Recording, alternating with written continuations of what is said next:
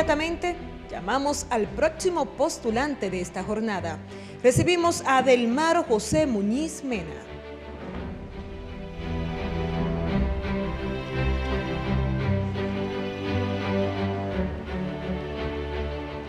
Buenas, doctor Adelmaro José Muñiz Mena. Bienvenido, buenas tardes. Este Consejo Nacional de la Magistratura le va a otorgar 5 minutos para que usted haga una presentación libre, donde usted nos informará de sus credenciales académicas, su hoja de vida o cualquier otra información que usted considere pertinente para la evaluación que le hacemos hoy en día. Después de esa presentación, entonces, los consejeros tendremos la posibilidad de hacerle preguntas también concernientes a su evaluación, no sobrepasando los 15 minutos de tiempo. Así que gracias por venir, buenas tardes y mucha suerte. De acuerdo, muchísimas gracias. Muy buenas tardes, excelentísimo señor presidente de la República del Consejo Nacional de la Magistratura. Buenas tardes a los demás miembros que conforman este digno consejo. Mi nombre es Adelmaro José Muñiz Mena.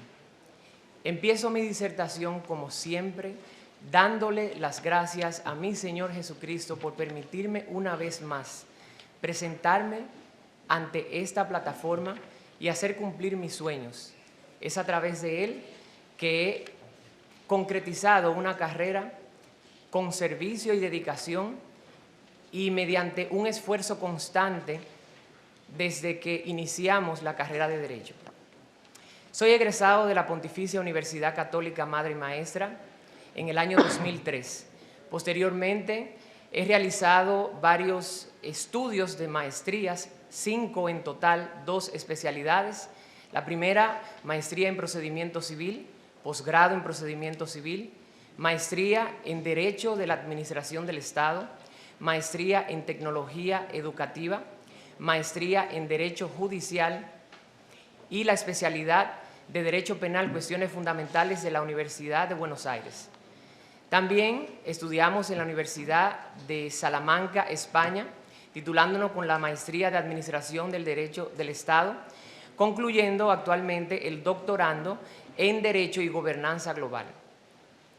Respecto a mi experiencia práctica, entré al Poder Judicial de 18 años siendo archivista de la Corte Penal del Departamento Judicial de Santiago. Luego me ascendieron como secretario y finalmente, cuando gradué, fui a seguir mis estudios en el extranjero y al regresar concursé como aspirante de juez de paz en la Escuela Nacional de la Judicatura, superando el concurso de oposición. Han sido muchas las experiencias, colaboraciones, escritos respecto a investigaciones en el área del derecho constitucional, colaboraciones en la tecnología educativa con respecto al uso que se le debe dar a la tecnología en cuanto a la práctica docente, artículos publicados. En el 2013 fuimos beneficiados con un programa de la Embajada de los Estados Unidos para conocer el sistema de justicia de allí y así conocer lo que es el sistema del precedente, que aunque no tengamos un modelo netamente angloamericano, es una técnica que ya la República Dominicana decidió implementar con la creación del Tribunal Constitucional. Honorables miembros, ¿por qué hacer el cambio del Poder Judicial al Tribunal Constitucional? Dios ha puesto en mi corazón que hemos cumplido con una serie de requisitos y una visión global acerca de lo que está pasando en la actualidad a nivel mundial. Nuestros estudios nos han facilitado esas experiencias prácticas de otros tribunales, tanto europeos y de Sudamérica y de Estados Unidos, y tenemos muchísimas recomendaciones con nuestro accionar en caso de ser elegido. Estoy a su disposición en caso de que tengan cualquier pregunta que hacer en el día de hoy. Muchas gracias, doctor Adelmaro José Muñiz Mena. Ahora le pasamos la palabra a la magistrada Nancy Salcedo. Gracias, presidente. Buenas tardes, magistrado Adelmaro. Usted habló que... bienvenido. Gracias. Que usted hizo una maestría en tecnología y, bueno, tiene varias maestrías. Entonces, mi pregunta va por ahí. El importante aumento del uso de la tecnología, producto de la pandemia por el COVID, a su juicio, ¿ameritaría una cuarta generación de derechos fundamentales? ¿Qué usted opina sobre eso? Considero que, de acuerdo a las teorías impulsadas de lo que son los derechos fundamentales, es la doctrina constitucional que se ha erigido en dividir, de acuerdo al periodo que fueron protegidos por los ordenamientos jurídicos, lo que son las eras de los derechos. Hay derechos fundamentales de primera generación, de segunda, y vamos por la tercera, y se habla ya de una cuarta, protegiendo lo que son los derechos fundamentales previamente establecidos por las constituciones de los ordenamientos con el uso de la tecnología. Entiendo que el uso de la tecnología es algo inminente, irresistible. Ya los servicios públicos están utilizando de manera masiva el uso de la tecnología, y más ahora que estamos viviendo un tiempo de pandemia, donde se debe de proteger el derecho fundamental de la salud, garantizando de manera eficiente y eficaz un constante acceso a los servicios del Poder Judicial. Mi experiencia ha sido gratificante, no obstante ser un migrante digital. Hemos celebrado más de 500 audiencias durante el periodo de pandemia y hemos sacado más de 400 sentencias porque estamos desempeñando nuestra labor en materia civil.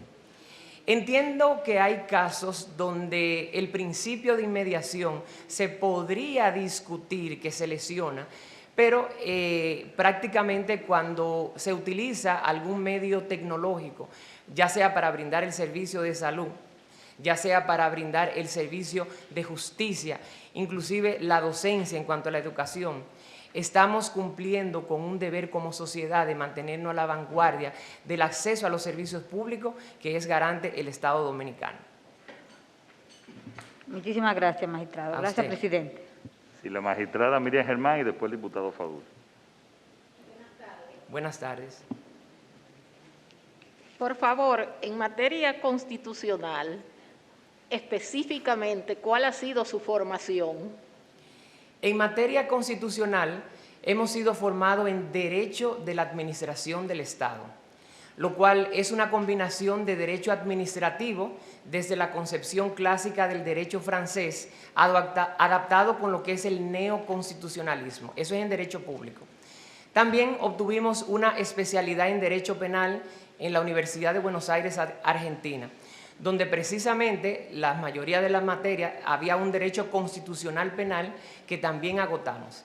En la Escuela Nacional de la Judicatura agotamos también un programa de maestría en Derecho Judicial cuyo tema de investigación es la tutela judicial efectiva del juez en materia civil de cara a la Constitución del 2010, donde expresamos nuestra preocupación como hipótesis de investigación acerca de cuál era el rol que generalmente se tiene frente al juez civil pasivo en la valoración de la prueba. Obtuvimos unos resultados donde demostramos que, de acuerdo a nuestra normativa adjetiva y las nuevas facultades que promulgan un juez más activo en la intervención de los procesos, en la instrucción de los casos, el juez tiene una serie de prerrogativas para el esclarecimiento de la verdad judicial. Otra cosa, distinguida magistrada, mi tema de investigación de tesis doctoral es precisamente la eficacia de las sentencias del Tribunal Constitucional en la República Dominicana, haciendo un uso comparado con las legislaciones del derecho constitucional europeo y americano. Identificamos que uno de los grandes baches que está enfrentando el Tribunal Constitucional es precisamente la dificultad que tienen los ciudadanos en ejecutar sus decisiones. No obstante existir una unidad de seguimiento a la sentencia, hay otros tribunales constitucionales homólogos que ya tienen incluso una legislación que sanciona la inercia de la administración pública ante el dictado de una sentencia exhortativa por el Tribunal Constitucional. Gracias. Bien, le concedemos la palabra al diputado Víctor Fadul. Muchísimas gracias, señor presidente. Buenas tardes, Buenas magistrado. tardes. ¿Cuál es el alcance de los derechos sociales y económicos? ¿Y cómo entiende usted que se garantiza una tutela efectiva de esos derechos cuando la obligación prestacional del Estado Dominicano no ha sido ejercida a cabalidad? Muchísimas gracias. Lo primero que debemos de tomar en cuenta al momento de ponderar la posible protección de un derecho fundamental es que si ese derecho pertenece a lo que es las abstenciones que deben tener el Estado, y de ahí es que se fijan una serie de garantías mínimas establecidas por el artículo 68 y 69 de la Constitución Dominicana. Así las cosas, el derecho que tiene el ciudadano a no ser detenido si no es por medio de una orden judicial o a menos que sea en flagrante delito, es una garantía de esa abstención que tiene el Estado para proteger la libertad de ese individuo. Ese derecho, cuando es conculcado, usted fácilmente puede judicializarlo, por ejemplo, por una acción de habeas corpus o por cualquiera de las actuaciones que establece el Código Procesal Penal. Sin embargo, hay una discusión constante impulsada por Carl Schmitt acerca de la naturaleza y el contenido del derecho fundamental cuando pertenece a la segunda generación.